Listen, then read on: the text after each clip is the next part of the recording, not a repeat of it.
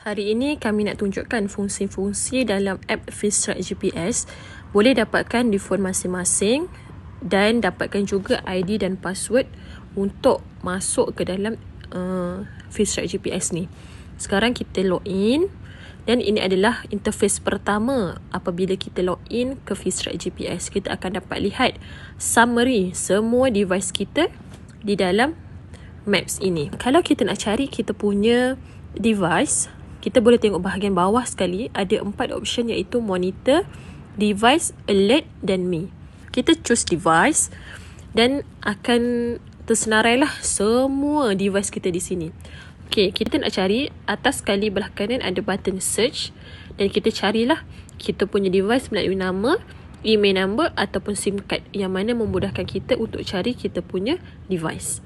Kat sini kita ada satu sahaja apps iaitu XXX5271. Kalau dapat lihat di sebelah kiri kita punya nama device ada ikon. Ikon ini ada maksud tertentu lah. Kalau warna biru seperti yang dinyatakan sekarang ni maksudnya tengah static ataupun stop. Device kita sedang static ataupun stop. Kalau kita punya ikon warna kelabu dan ada mangga maksudnya kita punya device tak aktif. Kalau warna kelabu saja bermaksud kita punya device offline. Dan kalau warna hijau dan ada pergerakan maksudnya kereta kita tu sedang bergerak. Kalau ada warna hijau, kalau ikon tu berwarna hijau dan ada nombor, masuk nombor ada satu nombor 5, 4, 3, 2, 1 tu bermaksud itu dia sedang bagi tahu kita baki berapa hari kita punya device tu nak expired. Dan kalau warna merah dan tanda alert itu bermaksud kita punya device tu dah expired. Okey, seterusnya adalah fungsi geofence. Geofence ni fungsi dia adalah kita nak buat pagar di sekeliling kereta kita supaya kita tahu dia berada dalam radius yang kita mahukan. Sekiranya dia keluar daripada fence yang kita buat, kita akan terima notification alert lah daripada apps ini. So select device, pergi pada device kita dan nampak akan ada 4 option di sebelah kanan ini. Pilih yang ada tanda pagar dan kita buat auto geofence yang mana radius dia seluas 300 meter. Tekan confirm. Okay, ni sebab tadi saya ada buat geofence dah. So dia akan create lah geofence kat sini 300 meter daripada kereta kita. Kalau dia keluar daripada geofence yang kita buat, kita akan terima alert daripada apps ni.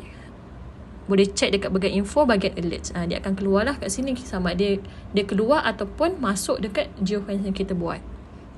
Itu adalah automatic geofence. Kita boleh juga create custom geofence. Kita keluar dulu dan kita select me. Nampak geofence ni, select geofence. Okey, ni adalah geofence yang dah di-create. Kita boleh create another geofence. Ini adalah custom geofence. Kalau tengok atas bahagian kanan tu sama ada kita boleh select circle ataupun polygon geofence. Kalau circle kita boleh bolehlah select dia nak kat mana dan mana, sejauh berapa radius kita. Kalau macam polygon, kita select polygon. Okay, kita select daripada Wisma Putra. Kita contoh Wisma Putra ke Jabatan Pendaftaran. Ke JPJ sampai ke Presiden 18. Okay, so ini adalah geofence polygon yang kita buat. Tekan save, test. Ini sebab test kan, so tekan test. Sukses, dia akan keluar lah dekat list kita. Dia akan keluar dekat senarai list kita, fence yang kita buat. Okey, so sekarang kita pergi kepada device kita. Select device kita, pergi bahagian setting, tekan geofence alert dan kita choose fence yang mana yang kita nak. Contoh kita ambil fence test 5 lah. Kita nak terima notification sama ada ini maksudnya dia berada dekat dalam fence kita, out ni dia berada di luar fence kita. So bila mana dia nak keluar, kita choose lah out. Bila mana dia keluar, kita akan terima notification. So tekan save.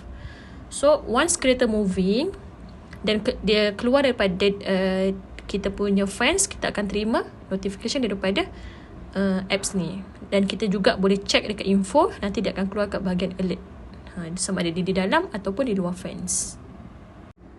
Kita akan tengok pula untuk function seterusnya, iaitu command function. Kita pergi kepada device, kita select kita punya device, dan bawah tu ambil setting. Kita pilih command. Command ni macam arahan kita nak bagi kepada device kita lah. Okay. So ini adalah command yang kita boleh buat pada device kita. Kita boleh check location, kita boleh stop engine, kita boleh restore engine, kita boleh letak SOS number, check status, check parameter, check setting, firmware version, reset and more. Okay. Kalau untuk check location, just klik.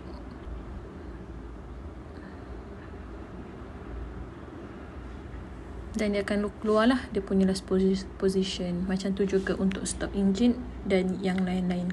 Kalau macam stop engine ni kena masukkan password lah, sebab kita nak stopkan engine kita punya kereta kan. Kalau kita stop suka-suka hati, nanti orang tengah drive mati, susah pula. Okay. Macam tu juga untuk yang lain, sama je fungsi dia. Itu command. So kita boleh check kita punya command history. Macam tadi saya baru command check location, so dia sukses lah, tulis kat sini. So last position dia, inilah tempat kereta tu. So command ni maksudnya kita boleh bagi arahan lah kepada device kita. Kita pergi pada fungsi seterusnya, iaitu POI, point of interest. Select me bawah ni dan choose POI. Contoh kita nak letak dekat Putrajaya, dekat Masjid Putra.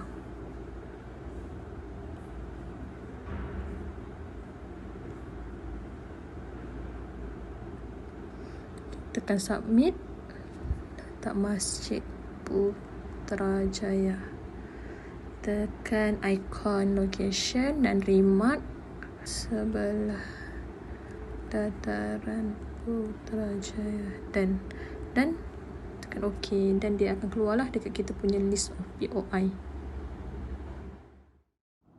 Kita boleh generate report untuk device kita. Yang pertama, kita pergi pada me dan kita schedule dulu for report. Untuk report yang sedia ada ni adalah untuk mileage report. Kita boleh pilih banyak lagi report yang kita nak. Contoh kita create new one, tekan plus atas ni dan bagi nama pada report kita. Contoh moving test tu. Dan untuk report type ni boleh tengok kat sini lah, ada banyak jenis report yang kita boleh pilih. Morning overview, mileage report, parking details dan banyak lagi. So saya pilih kat sini morning overview, confirm device, kita select device yang kita nak.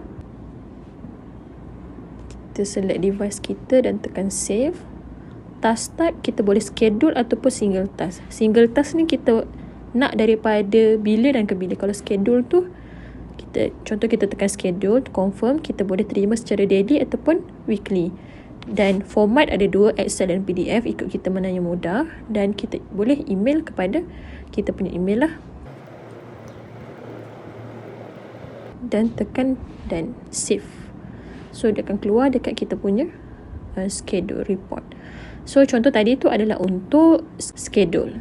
Kita boleh juga buat untuk single task. Kita bagi nama test. Kita ambil parking details. Lepas tu device kita. Save. Task type kita nak single task. Tekan confirm. Start time kita letak lah bila. Start time mungkin kita letak seminggu lepas sehingga ke hari ini. Confirm. Email, kita letak email kita.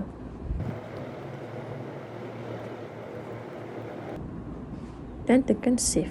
Okay, so dia akan keluarlah dekat sini. Kita boleh lihat kita punya report di generated reports. Dia akan keluarlah report yang kita nak.